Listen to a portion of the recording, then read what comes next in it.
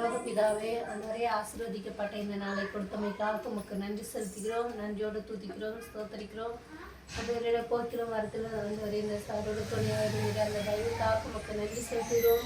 ஆண்டவரே எங்களுக்கு தேவை என்னவென்று நீர் அறிவீர். ஆண்டவரே நீர் எங்களை முன் குறித்து வைத்திருக்கிறீர். ஆண்டவரே உண்மை நன்றியோடு துதிக்கிறோம். ஆண்டவரே ஏழை எளியவருக்கு செய்த உதவி எனக்கே செய்தீர்கள் என்று சொன்ன என் அன்பின் மேலும் நன்றியோட துதிக்கிறோம். பழனிசாரி ஆசீர்வதிங்க. ஆண்டவரே எங்களுக்கு தேவையான வெஜிடபிள் மற்றும் ரைஸ் கொடுக்க நீங்கள் உதவி செய்தீர்கள். அந்த கிருமைக்காக உங்களுக்கு நன்றி செலுத்துகிறோம்.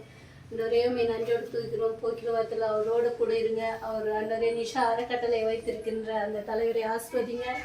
பொருளாதார தேவையை சந்திங்க. ஆண்டவரே அவங்க மேலும் மேலும் ஆண்டவரே அவங்க பொருளாதாரத்தை நீர் கிருபை பாராட்ட வேண்டுமா நன்றியோடு துதிக்கிறோம்.